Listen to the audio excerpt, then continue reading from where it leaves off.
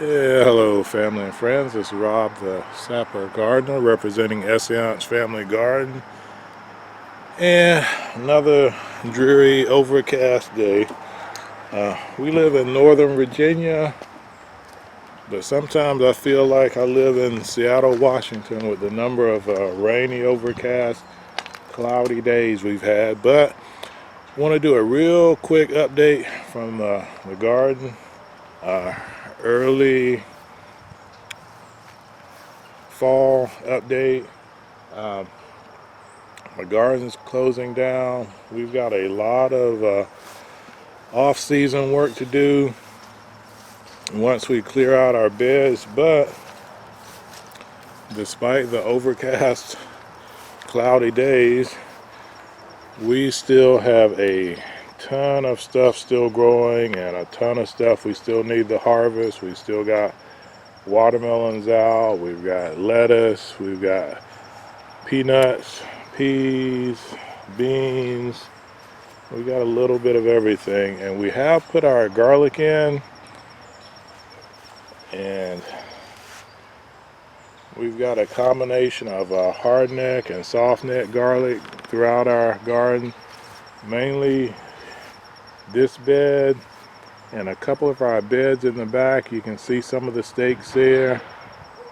But one of the things that we're going to be doing this off season, aka this late fall and winter, is replacing garden beds. And I'll take you guys in and show you some of the beds that we got that we'll be replacing with. But as soon as we harvest and clear out the beds that are damaged, we'll be filling up with we'll be replacing, not filling up, we'll be replacing with the metal beds and refilling them with soil, and hopefully give you guys an update on that before spring gets here. So I'm in the garage and it's cold outside, so I don't have the door up, so the lighting is not perfect. But one of our projects we're going to do this off season, because yes, gardening does have an off season. We call it winter time. So as soon as our beds are pretty much cleared, we're going to go through. We've already identified, and I showed you a few that are just no good anymore. They're falling apart, or the weather treatment didn't protect them enough. They've got termite damage. For whatever reason, some of our wooden beds just are going kaput, and we know wooden beds are not going to last forever. Anything that comes in contact with the ground gets wet, eventually it's either going to rot or it's going to get termite damage. And we're going to start replacing ours. And one of our friends on YouTube, one of our subscribers, which I'm not really as comfortable calling them that once you get to know folks, she sent us a link to some metal beds that were fairly inexpensive, and we went all in. Our favorite beds that we like to use, our keyhole beds, are really expensive, and that's the only reason we don't have a garden full of them. But these we actually ordered from Northern Tools. These are not the most sturdy beds you can get, but they're a decent quality metal bed, and we've got them in different shapes. Like this one is a dual level. We'll probably put this one next to our greenhouse, but we've got other ones that are 4x4. We've got some 4x8. We've got some 4x12 beds, if you can see this one down here.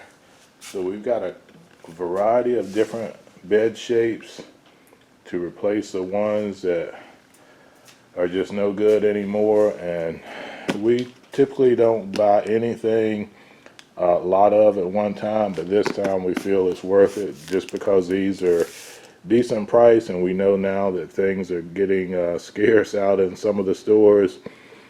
We invested a few $100s to get these to do everything at once, and we basically spent as much on 1, 2, 3, 4, 5, 6, 7, 8 non-metal beds as we would have spent for one of our super sturdy keyhole beds. But hopefully this winter we can get all these assembled and put in place and transfer any soil that we need to. A few of them we know we'll have to disassemble the old beds, move the soil, and then refill them, which is a bit of a painstaking process, but it is what it is. Well, we got to get it done. But still, lots of peppers. You can see the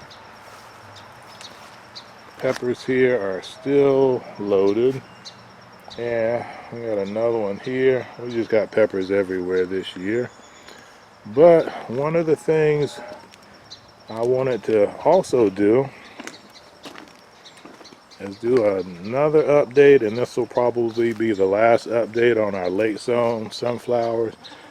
We still got more coming up here. This is, I believe Mrs. SG told me this is one of the teddy bear sunflowers, which appears to be a slower grower than some of the others.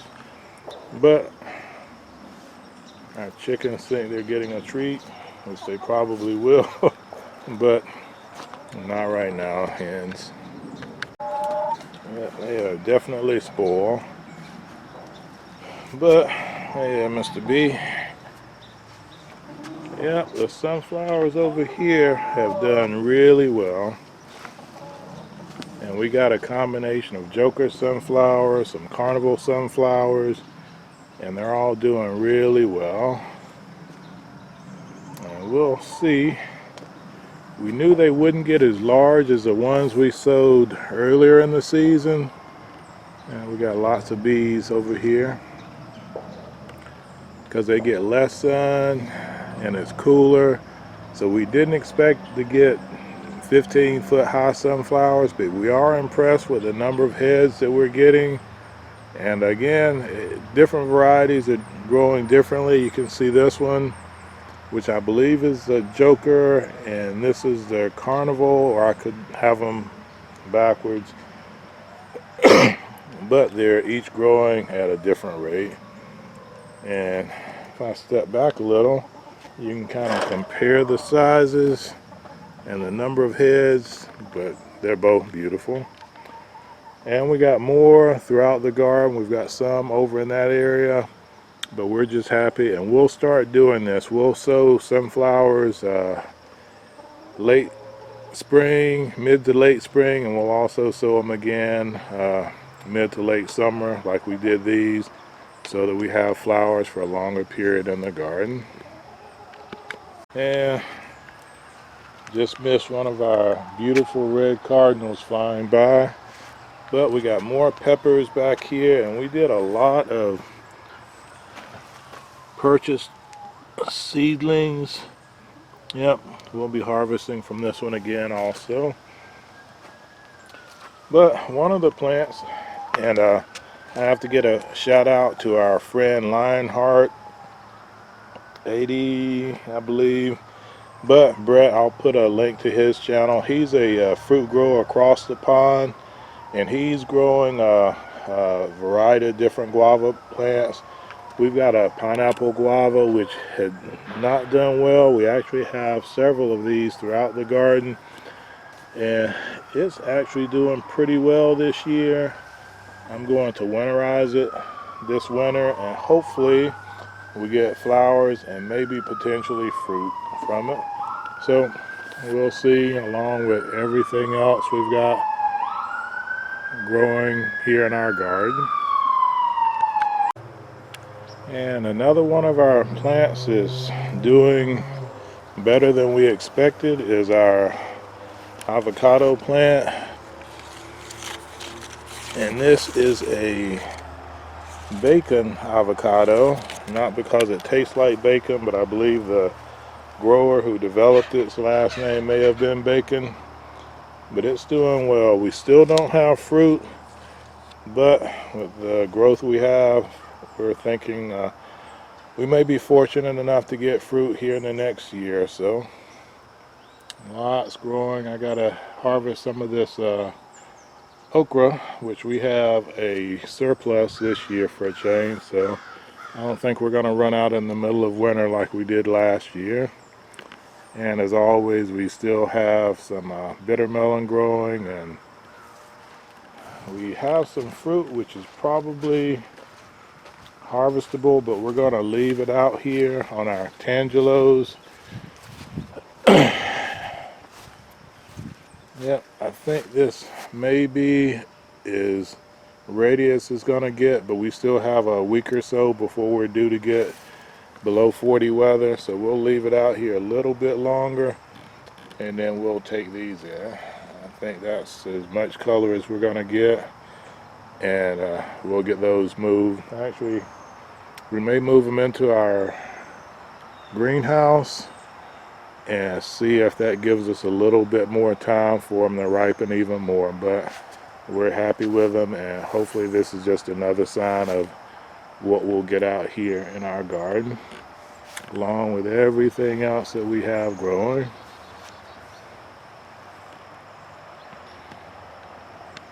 And every now and then you have a accident out on the property with wind. Our solar panels, we've elevated. We basically put 2 outdoor benches under them so that we can get them up off the ground, and we can tilt them up. We had some wind come and blew them over. I'll put a quick clip of that in so you can get a laugh at how it looked, because in a million years we couldn't get the same thing to happen, I don't think. You gotta love Mother Nature.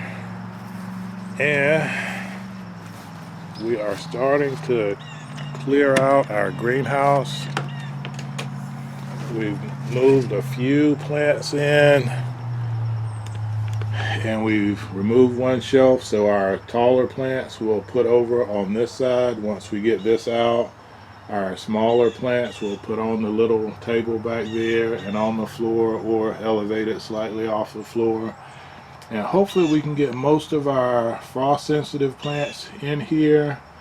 We've got our greenhouse heater set up back there on a Wi-Fi thermostat. So if it does get cooler, that'll kick in. If we start seeing issues with our solar battery powering our heater, which one of our friends, Bill at Little White Door, said may be an issue, then we'll just run a line out on our deck. Let's see if you guys can see it up there. We do have a power outlet up on our deck right there, so yeah, hopefully you guys can see it. Yep, there it is. So if our solar batteries and solar generators are not enough to heat the greenhouse, we do have plan B, which we've always got a plan B and a plan C, but we'll probably play around a little bit with the greenhouse and see other ways. One of our friends,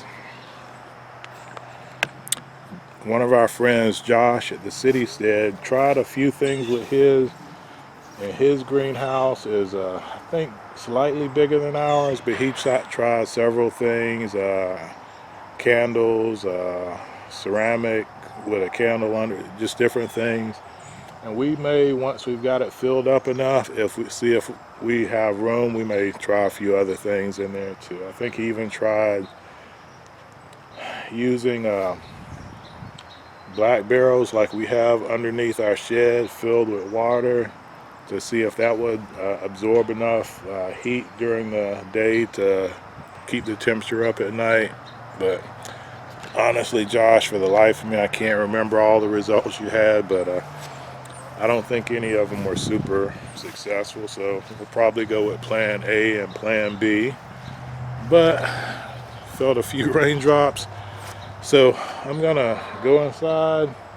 Actually, I'm probably gonna give the chickens their treats, and may put a clip in of what we're doing to give them some healthy greens, because we don't free range our chickens. Anyone who's followed our channel over the years know our previous flock we lost to predators, so we said this time we won't free range our chickens, and we weren't even free ranging them then.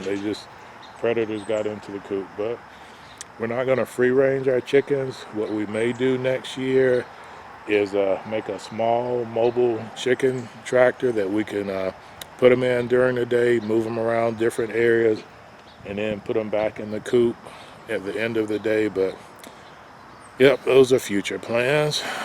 So I'm gonna go in before the sky opens up again.